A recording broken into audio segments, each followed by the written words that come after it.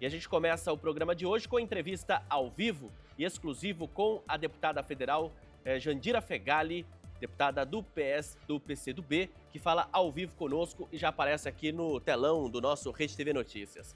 E eu lembro para você que na semana passada nós tentamos conversar com a deputada que estava em missão nos Estados Unidos, porém a internet não colaborou, mas hoje já no Brasil, já restabelecida em Brasília ou no Rio, não sei exatamente onde que a senhora está, deputada, mas consegue falar com a gente agora em alto e bom som. Tudo bem? Boa tarde, seja bem-vinda. Boa tarde, é um prazer falar com você. De fato, você vê a internet travando nos Estados Unidos, né? Mas a gente tentou, não conseguiu, mas estamos aqui agora. Um prazer falar com você e voltar aqui a essa possibilidade. Não vamos falar muito do sinal, porque isso atrai. Né? Então vamos deixar rolar, porque por enquanto está bom. Deputada, missão parlamentar nos Estados Unidos. Algumas reuniões com parlamentares americanos e uma agenda bastante quente, porque vem de um momento importante entre as relações brasileiras com os americanos, com a imposição de tarifas, ou por enquanto, né, o anúncio de tarifas que podem ou não entrar em vigor. E o enquadramento de PCC e Comando Vermelho como grupos terroristas. Essa missão parlamentar teve que pauta no exterior? Na verdade, a missão estava construída para exatamente fazer o contraponto ao que a extrema-direita vem fazendo nos Estados Unidos, que é vender uma imagem do Brasil de uma ditadura, de falta de democracia, de uma ditadura do judiciário. E isso não é verdade. Então, nós fomos lá contrapor para evitar qualquer tentativa de incidência sobre a democracia brasileira e passar as informações corretas, não só para os parlamentares, mas também para a Organização dos Estados Americanos, que faz a observação eleitoral nos países e vai fazer no Brasil. Mas, no decorrer da construção da missão, surgiu o vazamento do áudio do Vorcaro com Flávio Bolsonaro, o que ensejou a hipótese de lavagem de dinheiro em território norte-americano, também a definição do PCC e Comando Vermelho como organizações terroristas e também o tarifaço com ameaça ao nosso PIX. Eduardo Bolsonaro chegou a defender que o PIX fosse substituído por um modelo americano com total submissão, subserviência. Eles se ajoelham, né, diante do governo americano. E o método americano não tem nada a ver com o PIX brasileiro. Lá é um TED, e com taxação e para banco privado. E aqui nós temos uma soberania financeira num mecanismo absolutamente transparente, lícito e que todo mundo pode usar pessoalmente, no seu comércio, no seu trabalho, sem nenhuma taxa. Então, isso é uma agressão à soberania brasileira e nós também fomos trabalhar isso. Então, o que nós fizemos? Primeiro, nós fomos lá e entregamos documentos robustos, um sobre a cooperação contra o crime organizado.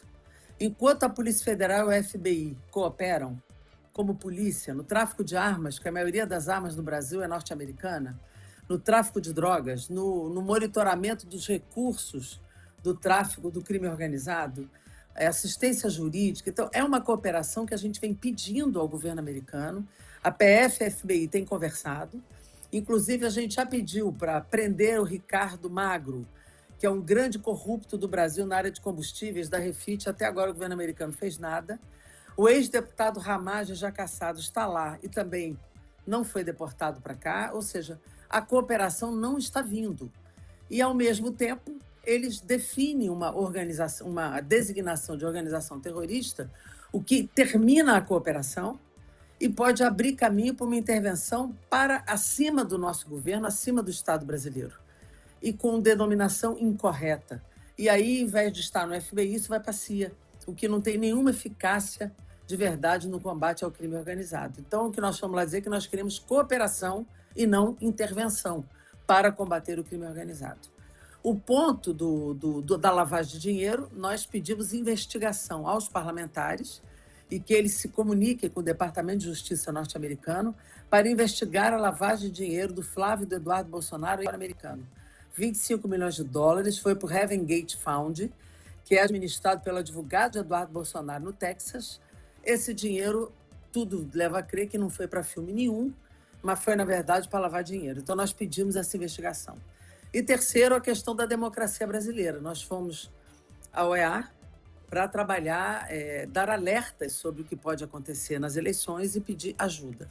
O ponto do PIX e do tarifaço, nós conversamos com a Embaixada Brasileira, que tinha um documento já de vários especialistas contestando a base do tarifaço e da ameaça ao nosso PIX, e nós entregamos também ao parlamento norte-americano para cancelar o tarifaço e dizer que nós não aceitamos qualquer interferência no PIX. É um documento de 90 páginas contestando todos os argumentos norte-americanos sobre o tarifaço, o PIX e aquilo tudo que eles argumentam para prejudicar a economia brasileira e que também levará à inflação americana. Agora, deputada, a senhora acredita que esse esforço feito pelos parlamentares brasileiros, ele tem potencial? Ele pode render frutos? Ou é mais uma viagem que a gente vê bastante acontecendo, que de prático mesmo não acontece nada? Qual que é a expectativa que vocês têm em relação a isso? Então, vários parlamentares se comprometeram não só a elaborar documentos a partir dos insumos que nós demos, de denúncia do que está acontecendo, mas também de objetivamente abrir mecanismos de investigação, com os instrumentos que eles têm dentro do parlamento, mas cobrando do governo norte-americano a investigação sobre a lavagem de dinheiro. Então, nós vamos fazer um segmento muito de perto, não só com as entidades lá que nos acompanharam, mas nós também faremos esse segmento de perto para saber exatamente o desdobramento concreto disso. Em relação à OEA, em que nós levantamos as ameaças à democracia brasileira, eles vão fazer informes e relatórios a partir do que eles já têm de informações do Brasil, mas eles vão mandar uma comissão de observação para as eleições no Brasil e acompanhar tudo aquilo que a gente levantou como riscos à democracia e possibilidade de incidência externa no processo democrático brasileiro. Perfeito. A viagem de Flávio Bolsonaro ali, a gente já vê, pode colocar o Rafael Cortes conosco aqui na tela. O Rafael é o nosso cientista político, já participa do programa Rede TV Notícias conosco. Rafael, estamos ao vivo com a deputada federal Jandira Fegali. Vou fazer mais uma na sequência, você pega também, viu, Rafael? Por favor.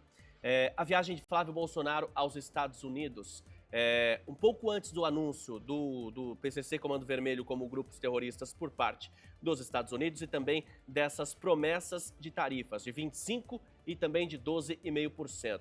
A senhora acredita que tem alguma relação essa ida de Flávio e Eduardo Bolsonaro à Casa Branca? Eu acho que sim. Acho que foi o que ficou claro lá, né? Primeiro que a ida de Flávio, acho que teve um objetivo inicial político, que era diversionar a pauta da corrupção. Ele tentou criar uma pauta nova para sair das cordas na questão Vorcaro e dinheiro, né? A corrupção e a relação cúmplice, irmãzinha dele com o Vorcaro, né? Então ele tentou criar um novo fato, foi lá, conquistou uma foto que parecia mais um mordomo subalterno ao Trump do que uma liderança brasileira, né? E logo depois, segundo a informação lá, a solicitação dele para definir a designação de organizações terroristas foi a partir do Marco Rubio, com quem eles têm uma relação mais próxima, que é o lado extremista e ideológico do movimento MAGA, né? Que é o movimento do Trump. Então, essa é uma informação. E a segunda foi o reforço que eles fizeram, pelas informações que tivemos lá, aquela investigação da 300 já tinha começado, e eles reforçaram a necessidade dessa punição ao Brasil, porque para eles, quanto pior, melhor. Eles não estão preocupados nem com o povo brasileiro e muito menos com a economia americana. Então, quando eles fazem isso, eles prejudicam as duas e lesam os direitos do povo. Tanto que Eduardo Bolsonaro claramente colocou: vamos substituir o PIX pelo ZEL, que é um mecanismo norte-americano que não substitui o PIX, obviamente, mas que é mais uma expressão de subserviência aos interesses norte-americanos. Rafael. Boa tarde, deputada. É uma honra ter a senhora aqui para debater um tema tão importante, né, da nossa conjuntura política. E, deputada, eu queria insistir e dialogar com a viagem que alguns parlamentares fizeram. Se você conseguir detalhar para a gente com quem foi essa reunião, se envolveu só parlamentares do Partido Democrata ou do Partido Republicano, e a partir daí também pensar um pouco como é que você percebeu, né, a influência do bolsonarismo na condução dos trabalhos do governo, né? Ou se de alguma maneira o governo Trump já tinha essas decisões em mente e entre aspas, usa o bolsonarismo aqui, ou se vocês enxergaram que, de fato, há uma influência desse grupo junto à Casa Branca, deputada. Então, começando pelo final, pelo que a gente percebeu lá, a proximidade é muito mais com o Marco Rubio e a equipe dele do que propriamente com o Trump, né? O Trump foi uma foto, vamos dizer assim, arrumada para fazer, mas obviamente que o Trump tem interesses no Brasil e não são leves, né? E se ele já escolheu um candidato, esse candidato não é Lula. Então, eles de fato vão ajudar e eles querem a vitória dos bolsonaristas, porque isso combina melhor com a agenda do governo americano de nos fazer um novo quintal. Eles atualizaram a doutrina Monroe, eles têm um olhar para o Brasil e para a América Latina, particularmente para a América do Sul, onde eles imaginam que aqui nós voltemos a ser quintal para a expropriação das nossas riquezas, né? Então, para eles, o Lula não é um bom presidente para esse tipo de agenda, porque o Lula tem uma relação muito mais altiva. Ele negocia, ele coopera, mas não se submete. São coisas diferentes. Então, se o sistema tem um candidato, e já tem, esse candidato não é Lula. E quando eu falo sistema, é sistema financeiro, elite brasileira articulada com o governo norte-americano, e essa expressão se dá pelo Flávio Bolsonaro. É um recorte muito claro de quem entrega e de quem preserva o Brasil e os interesses brasileiros. Lá nós conversamos com deputados e com a equipe do senador Bernie Sanders, porque nós tentamos a reunião com os republicanos, mas eles firmaram dentro do tempo que nós tínhamos nos Estados Unidos. Nós fizemos uma agenda de 3 dias, era o tempo que nós podíamos ficar, e nesse tempo os republicanos, apesar do nosso pedido, eles não confirmaram, nem o Departamento de Justiça confirmou.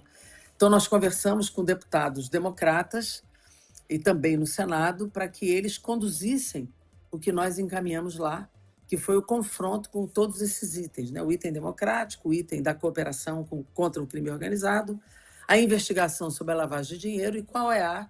Nós conversamos sobre a questão das eleições no Brasil e a necessidade da observação eleitoral aqui, levantando todos os riscos que nós já vivemos em outra eleição e que nós não queremos ver repetido. Então, nós conseguimos fazer uma reunião e também nos reunimos lá com entidades da sociedade civil que acompanham os processos internos nos Estados Unidos e acompanham também a conjuntura brasileira. Eu acredito que a repercussão dessa viagem seja bastante positiva e concreta, e nós vamos dar seguimento, vamos fazer o follow-up de todas essas conversas. Deputada, eu combinei com a senhora até 2h15 por causa de um compromisso. Eu quero saber se Sim. Essa reunião que a senhora tinha já começou ou se a gente tem mais Tá aqui uns do meu 5 lado. minutinhos. 5 minutos eu consigo, está aqui do meu lado a reunião. Tá bom, então cabe mais uma a mim, mais uma do Cortez, a gente encerra. Cabe. A minha pergunta é, com essa decisão americana de colocar a PCC e Comando Vermelho no grupo de terroristas e depois ameaçar com 2 novas tarifas, isso depois daquela reunião que Lula e Trump tiveram na Casa Branca, mas também depois do encontro com a família Bolsonaro. O presidente do Brasil, Lula, na sua avaliação, deputada, ele saiu desmoralizado nessa história? De forma alguma. Eu acho que isso é um problema político, não é uma questão moral, né?